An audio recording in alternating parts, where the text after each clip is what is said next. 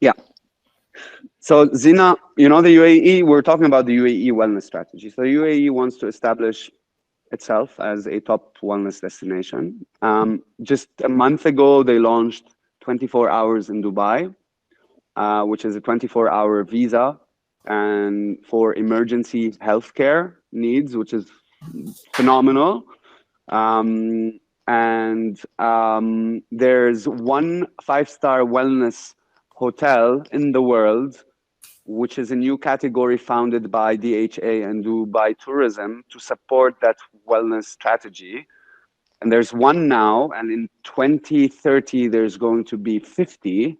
So we're talking about 49 hotels that will either open new or be transformed to become five-star wellness. Those are non-alcohol, wellness driven. Some of them have mental health centers, some of them have nutrition centers, some of them have yoga spaces, some of them have all of it, right? Mhm. So there's definitely a direction for the country to establish itself, and it's doing amazing so far. So Mhm. you as a producer for national media, right? So Dubai One and the stations or the mediums that you are producing for are have a national direction, let's say.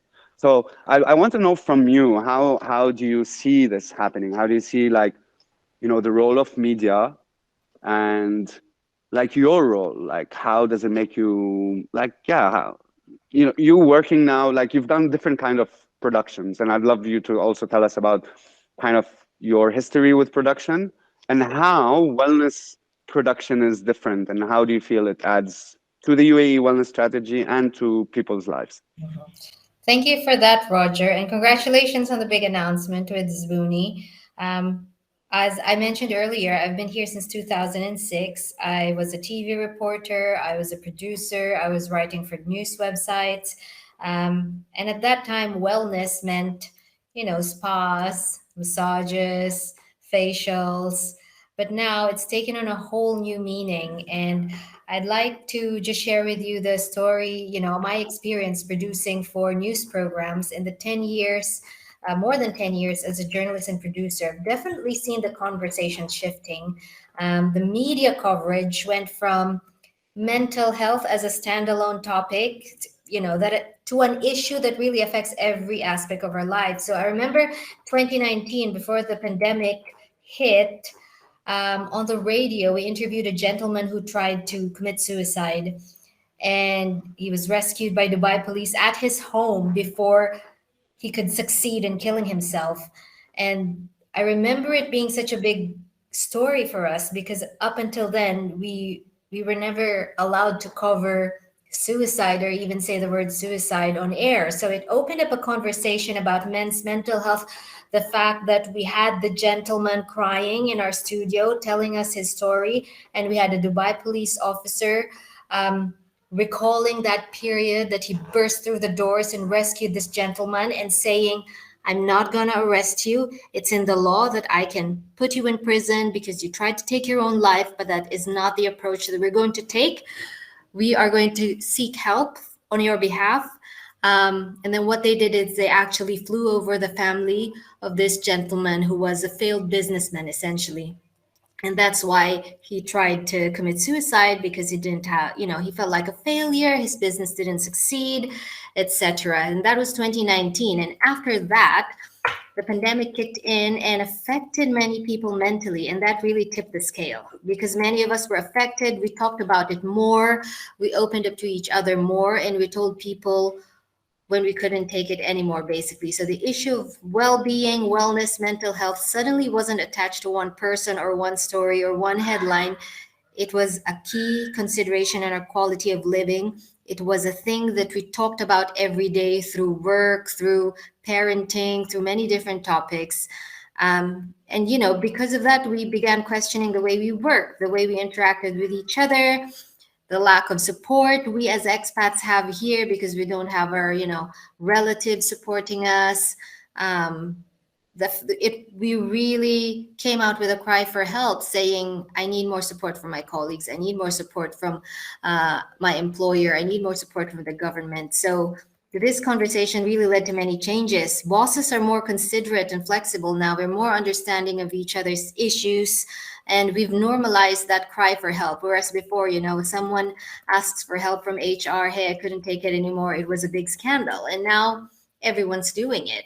And on the government level, as you said, there's the National Wellbeing Strategy. The two things that stood out for me in that strategy was the focus on people's well-being as a measure of sustainable and tangible societal progress. Those were their exact words. So it's not enough that you're successful, that you have a great family, that you're thriving professionally here in the UAE. We need to be happy as we live here, and there's something wrong in the way if there's something wrong with the way we live, and that creates mental health issues, then let's address them individually, let's address them as a society. And the other thing that really stood out for me was the government would like to adopt a holistic approach to people's well-being. So it's not just about writing prescriptions, making sure you have good health insurance. It's about giving people many different options. If they don't want to see a doctor, or they want to supplement their medical care with other holistic treatments, then those are available as well. And they're not considered, underground or hippy dippy kind of alternative treatments. They are considered as a part of a holistic approach. So it's not enough that people are healthy and covered by insurance. As I said, it's important to know how they feel and how their whole environment affects them. And there are things to fix.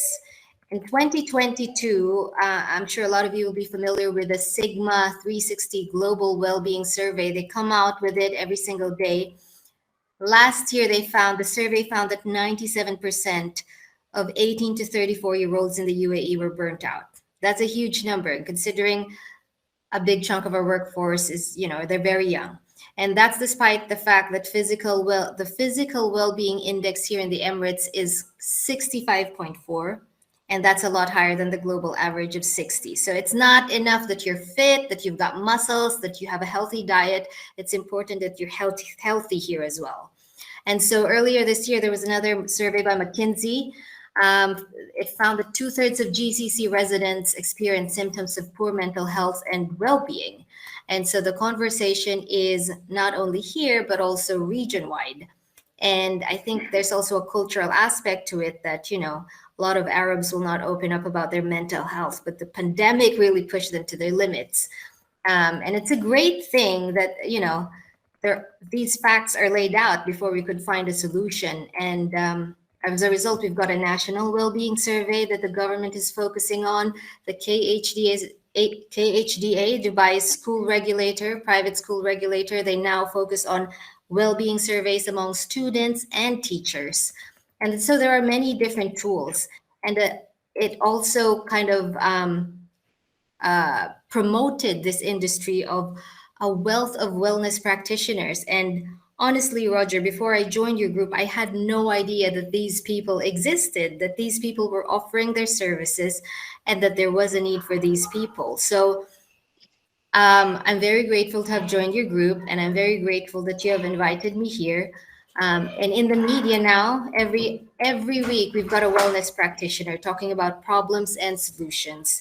And on TV, this is a government channel. They're open about having that conversation about mental health and what is the problem and how can we solve it. And so there's also a number of free helplines here, and a lot of institutions that provide low cost treatment. And there are so many more alternatives. So I think that's one of the things that the pandemic brought to light. And that's one of the things that you guys are championing.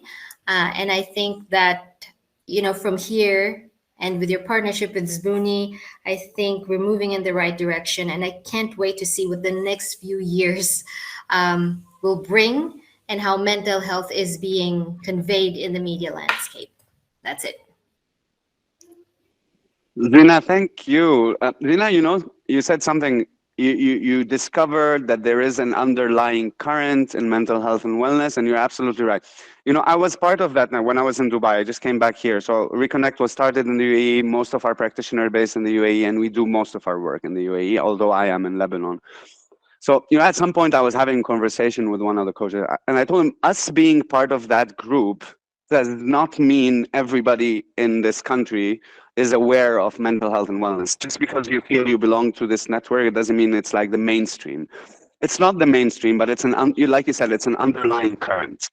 And when you look at the UAE wellness strategy, one of the biggest gaps they are trying to close is the demand and supply, right? So there's a huge demand now for that undercurrent, for that current, and there's little supply, or there is supply, but that supply has not surfaced yet. And this is actually what we're trying to achieve here with the digital integration, is there are maybe not enough solutions because there's a big estimation. There is definitely a big gap because, when the UAE wellness strategy are they're thinking of number of hospitals, number of hotels, how many therapists do they need. Like I can tell you something. I know that there's a huge gap in the number of therapists per capita, in the UAE, for example. So while there is a good base, there's still a huge potential for the UAE market itself. You said also on the numbers, 50% of GCC nationals, right? So Kuwaitis, Emiratis, Saudis, depression is 50%.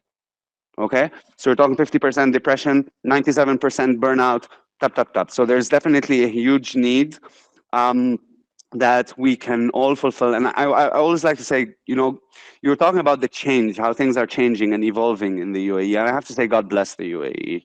Like first, it's given Reconnect a home, which still is a home, and the best place for us to be. But I lived in Dubai from 2003 to 2020. Well, I lived for 9 years straight, and it was, and I saw the transition of when the UAE was accused of slavery and how it's built, like human rights kind of topics when it comes to how they build the country, into one that is constantly evolving to address its issues, right? So they might have had an issue in the past, right? For example, with labor laws, etc. But now they have one of the best labor laws. They have one of the best protection laws for laborers. They have one of the best treatments. They have awards for like the happiness, for example, program. The happiness program encourages um, organizations to increase the level of happiness among their employees. And there are 5-star camps for labor camps in the UAE. Actually, like developers of camps and stuff are developing 5-star international standard for providing the best kind of standards for labor. Now, the same in wellness. So when you say, like you couldn't talk about suicide, now the UAE within 2 years it transformed into one of the best suicide responding systems. Why? Because they want to be the best, they want to be the best wellness destination in the world. What does that mean? They want to have the best of everything, right?